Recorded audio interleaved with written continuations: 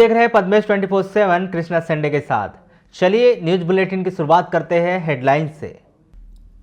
Headlines के प्रस्तुत करता है Patel plywood doors and hardware, rate में कम क्वालिटी में दम। कोरोना संक्रमण से जिले में 3 लोगों की हुई मौत, बालाघाट में 1 और वारासिवनी तहसील में 2 लोगों की हुई मौत।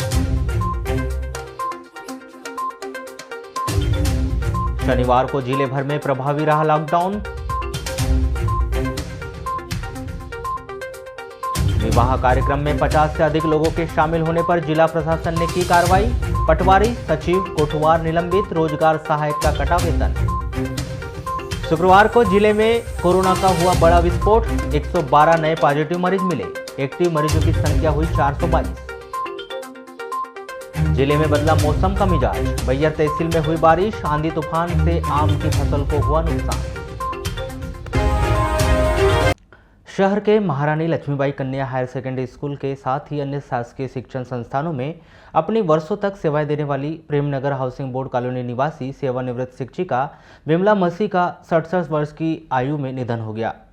परिजनों और मसीह समाज के सदस्यों से मिल रही जानकारी के अनुसार सेवानिवृत्त शिक्षिका विमला मसीह और उनके पति सेवानिवृत्त प्राचार्य डीएल मसीह बीते दिनों कोविड पॉजिटिव पाए गए थे। इसके बाद मसीह दंपति को उनके परिजनों के द्वारा गोंदिया के निजी अस्पताल में इलाज के लिए भर्ती किया गया था, लेकिन इलाज के दौरान लगातार सेवानिवृत्त शिक्षिका विमला मसीह के स्वास्थ्य में गिरावट होती गई और रविवार को उनका गोंदिया में ही निधन हो गया। परिजनों और सामाजिक जनों से मिल रही जानकारी के अनुसार कोविड गाइडलाइन के तहत ही उनका अंतिम संस्कार किया जाएगा।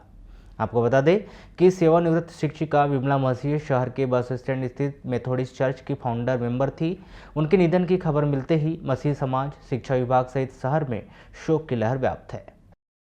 चीन के रास्ते हमारे देश और वहां से बालाघाट तक पहुंची कोरोना वायरस महामारी की बीमारी के मौत के आंकड़े में सरकारी दावा पेच इतने अधिक भारी है कि जो व्यक्ति बालाघाट में पॉजिटिव हुआ है और उसकी बालाघाट में या यहां से छिंदवाड़ा मेडिकल कॉलेज रेफर किए जाने के बाद इलाज के दौरान मौत हुई है, उसे ही कोविड मृतक की श्रेणी में शामिल किया जाएगा। इस बात का प्रमाण बीते 1 वर्ष में बालाघाट जिले से बाहर गोंदिया, रायपुर, नागपुर सहित अन्य स्थानों पर कोविड पॉजिटिव मरीजों के हालात के दौरान मौत के आंकड़ों के फेरों से दिखाई दे रहा है। स्वयं मुख्य चिकित्सा एवं स्वास्थ्य अधिकारी डॉक्टर मनोज पांडे बताते हैं कि सरकारी आंकड़ों के हिसाब से बालाघाट जिले में आज दिनांक तक 19 लोगों की मौत हुई, जो आंकड़ा वास्तविक आंकड़े से बहुत ज़्यादा कम है। डॉक्टर पांडे के अनुसार बालाघाट जिला छत्तीसगढ़ और महाराष्ट्र राज्य का सीमावर्ती जिला है। इस कारण अधिकांश लोग कोविड पॉजिटिव होने पर गोंदिया, नागपुर और रायपुर में जाकर इलाज करवा रहे हैं। इलाज के दौरान लोगों की मौत भी हुई। इन मौतों के आंकड़ों को सरकारी आंकड़ों में शासन के नियम के अनुसार शामिल नहीं किया गया है। हमारी संस्था में 19 व्यक्तियों की मृत्यु हुई है, जो हमारी संस्थाएं हैं, जो कि जैसे हमारे यहाँ से एक व्यक्ति रहा है वो 9 सर। और जैसे जो बाहर में जो मौतें हो रही है उनका आंकड़ा मिल रहा है कि हाँ, उनका आंकड़ा भी हम लोग अलग से रिपोर्ट करते हैं, लेकिन हम ये जो है हमारी और उनके आंकड़े जब हम तक हमको आते हैं, जब प्राप्त होते हैं तो वो नेशनल पोर्टल में उनके आंकड़े डल जाते हैं। लेकिन यहाँ हम कल आपको वही आंकड़े बता रहे हैं जो हमारी संस्था में खत्म हो रहे हैं। ये इससे ज़्यादा है निश्चित रूप से, क्योंकि अपने बालाघाट जिले का आदमी कुछ रायपुर में भर्ती हो जाता है, कुछ जाकर के जबलपुर में भर्ती हो जाता है, कुछ जाकर के गोंदिया में भर्ती हो जाता है। तो ये जो मौत के आंकड़े हैं थोड़ी सी ज़्यादा है। सर क्या सर तत्काल उनकी जानकारी स्वास्थ्य विभाग के द्वारा मिल जाती है सर? निश्चित ही डॉक्टर मनोज पांडे बड़ी बेबाकी से यह बात कह रहे हैं कि जो जिले के भीतर मैदानी हकीकत को बयां भी कर रही है। कैसे लोग अच्छे इलाज के लिए कोविड पॉजिटिव होने पर गोंदिया, नागपुर और रायपुर सहित अन्य स्थानों पर इलाज के लिए जा रहे हैं। इस दौरान निश्चित ही 95 से 98% लोग इलाज ठीक होकर वापस आ रहे हैं, लेकिन 2 से 3% लोगों की मौत भी हो रही है। इस हिसाब से लगभग 3 सैकड़ा से भी अधिक लोगों की जिले में कोरोना पॉजिटिव होने के कारण मौत हो चुकी है। 9 अप्रैल 2021 को प्राप्त रिपोर्ट में जिले के 112 मरीजों के सैंपल कोरोना पॉजिटिव पाए गए हैं। इस प्रकार जिले में कोरोना के एक्टिव मरीजों की संख्या बढ़कर 422 हो गई। मुख्य चिकित्सा एवं स्वास्थ्य अधिकारी डॉक्टर मनोज पांडे ने बताया कि इस प्रकार बालाघाट जिले में 9 अप्रैल 2021 तक कुल 3,918 कोरोना पॉजिटिव पाए गए हैं। इनमें से 3,477 मरीज ठीक होकर अपने घर जा चुके हैं। 9 अप्रैल को 22 मरीजों के ठीक होने पर उन्हें डिस्चार्ज कर दिया गया है। जिले में अब तक 19 मरीजों की मृत्यु हो चुकी है। कोरोना पॉजिटिव 222 मरीजों में से 334 मरीजों को होम आइसोलेशन में रखा गया है। 58 मरीजों को अस्पताल के आइसोलेशन बेड पर रखा गया है। 17 मरीजों को ऑक्सीजन सप्लाई वाले बेड पर रखा गया है और 13 मरीजों को आईसीयू में रखा गया है। बालाघाट जिले में 9 अप्रैल 2021 तक कोरोना टेस्ट के लिए 94,936 सैंपल लिए जा चुके हैं। पंचायत चुनाव करवाए जाने से पहले प्रदेश शासन ने जनपद पंचायतों की सूद लेना शुरू कर दिया है। नतीजा, एक वर्ष से 15वें वित्त की राशि खर्च करने के लिए परेशान हो रहे जनपद सदस्यों के पक्ष में एक आदेश जारी किया गया है, जिसके बाद जनपद पंचायत स्तर से 10 लाख रुपए से अधिक के काम स्वीकृत करवाए जा सकते हैं। शुक्रवार की देर शाम को ही जनपद पंचायत की बैठक में उपस्थित जनपद सदस्य और सीईओ के द्वारा शासन के नए आदेश के अनुसार 10 लाख से अधिक की राशि के निर्माण कार्य को शासन के द्वारा मंजूरी दिए जाने पर चर्चा की गई। आपको बता दें कि एक वर्ष से लगातार जनपद स्तर से शासन को पत्राचार किया जा रहा था। बावजूद इसके कि देर आए दुरुस्त आए की तर्ज पर जनपद सदस्य ग्रामीण स्तर पर निर्माण कार्य करवाने की मंजूरी के आदेश पर खुश दिखाई दे रहे हैं। इस पर भी सभी जनपद सदस्यों के विचार एक समान दिखाई नहीं दे रहे। ये जो आज सामान्य सभा की बैठक रखी गई थी, इसका मुद्दा ये था, मैं तो मीटिंग में नहीं गया, पर मेरे को पता चला कि इसका मुद्दा ये था कि हमने जो कार्य होता जिला पंचायत में पहले भेजे थे और वहाँ से जो अनुमोदन होके आई, वो अनुमोदन जो होके आई वो लिस्ट ही गलत, मतलब अनुमोदन गलत तरीके से होके आया। तो एक साल वो अनुमोदन होने में लग गया। अब उसके बाद एक साल के आप फिर से नया अनुमोदन और नया कार्य योजना बनाने लग जाएगा, तो ऐसे में तो गाँव का विकास ही नहीं होगा, ग्रामीण क्षेत्रों का विकास क्या होगा। 10 लाख में होता क्या है, एक रोड बनाते तो 10 लाख रुपये खत्म हो जाता है। 10 लाख रुपये मायने का रखते हैं पंचायत। अगर 2000 की आबादी वाली पंचायत है तो 10 लाख रुपये का काम होते क्या है, 700 मीटर की रोड में 10 लाख रुपये खर्च हो जाते हैं। ऐसी स्थिति में अगर पंचायत का बजट कम करते जाएंगे तो पंचायतों का विकास कार्य होंगे कैसे। दूसरी बात, सरकार जो भी योजना निकाली वो सारी योजना इनकी पहले से फिलहाल का मतलब किसी भी प्रकार से कोई एक अथेंटिक योजना नहीं है। सोच करके रखे थे कि जिस ग्राम पंचायत में या जिस गांव में है ना, यानी कहीं स्वच्छता के लिए स्वच्छता अभियान के तहत में हम सार्वजनिक शौचालय बनवाने का सोचे थे। कहीं कहीं अभी ऐसा हमारे को बोल रहे हैं कि आप स्ट्रीट लाइट लगवा दो मैडम, हम स्ट्रीट लाइट के लिए बोल रहे थे, उस पर भी नहीं हो रहा है। गाइडलाइन चेंज होती जा रही है, इसके लिए हम क्या कर सकते हैं। अच्छा, कितने सालों से इंतजार कर रहे थे आप 15 वित्त राशि का हम खर्च करेंगे करके? हाँ, तो ये करीब 1 साल हो गया। तो अब जो मिला है उसमें क्या खर्च कर पाएंगे या नहीं कर पाएंगे? अब क्या कर पाएंगे उसमें। कितना खर्च करने के लिए बोल रहे हैं ये एक जनपद में? 10 लाख 10 लाख मुश्किल है। मुश्किल है। 15 वित्त आयोग की राशि जो विगत लगभग अब 1 साल होने जा रहा है हमारे पास पड़ी हुई है, जिस पे अनेक प्रकार से गाइडलाइन बदलते जा रही हैं और हम कई प्रकार से यहाँ से भेज रहे हैं, पर वो पोर्टल एक्सेप्ट नहीं करना, गाइडलाइन चेंज होना। तो उसी पैटर्न में हमने अभी नई गाइडलाइन जो आई है, उस नई गाइडलाइन के अनुसार अब जनपद पंचायत को 10 लाख के ऊपर के काम को स्वीकृति करने का पावर मिला है और इस काम में टाइट और अनटाइट का ध्यान रखा गया है। टाइट पर 50% और अनटाइट पर 50%। अब उस टाइट में भी 25% स्वच्छता और पेयजल पे है, तो हमको स्वच्छता पे 25%, पेयजल पे 25% और 50% जो है वो निर्माण पे यहाँ से कार्य को स्वीकृति देना है। जनपद सीईओ गायत्री कुमार सारथी ने बताया कि ग्रामीण स्तर पर निर्माण कार्य के लिए 15वें वित्त के बजट के अनुसार पुरानी गाइडलाइन के हिसाब से कार्य योजना तैयार की गई थी। अब शासन स्तर से नई गाइडलाइन भेजी गई है, इसके अनुसार नई कार्य योजना तैयार की जाएगी। नहीं, इस प्रकार से कोई समस्या नहीं है। पहले जो गाइडलाइन आई थी उसके आधार पर हम लोग कार्य योजना बनाए थे, उसमें कुछ कमियां रह गई थी। अब नई गाइडलाइन के अनुसार हम लोग कार्य योजना बना लिए हैं और उसको जैसे ही अनुमोदन प्राप्त होता है कार्य प्रारंभ कर देंगे।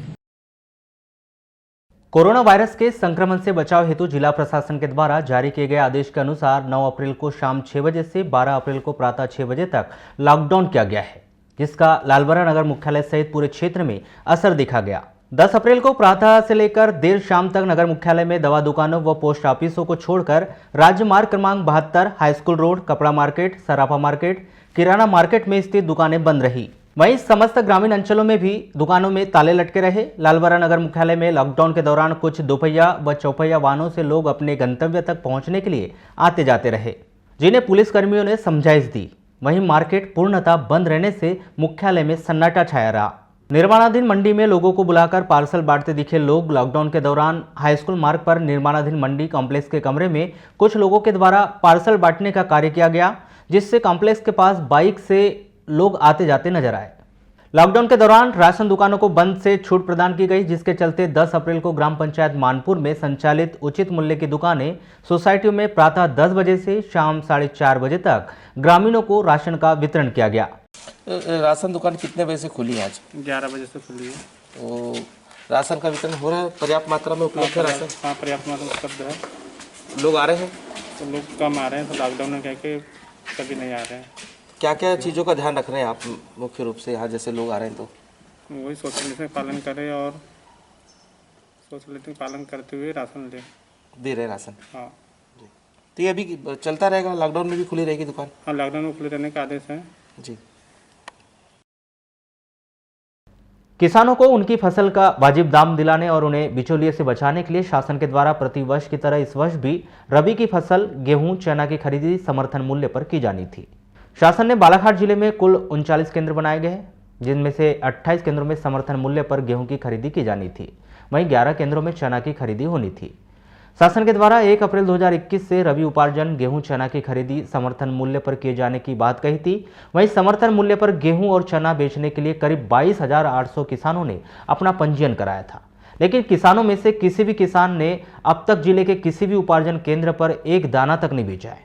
वहीं प्रशासनिक अधिकारी जिले में बनाए गए विभिन्न केंद्रों पर किसानों की राह तक रहे।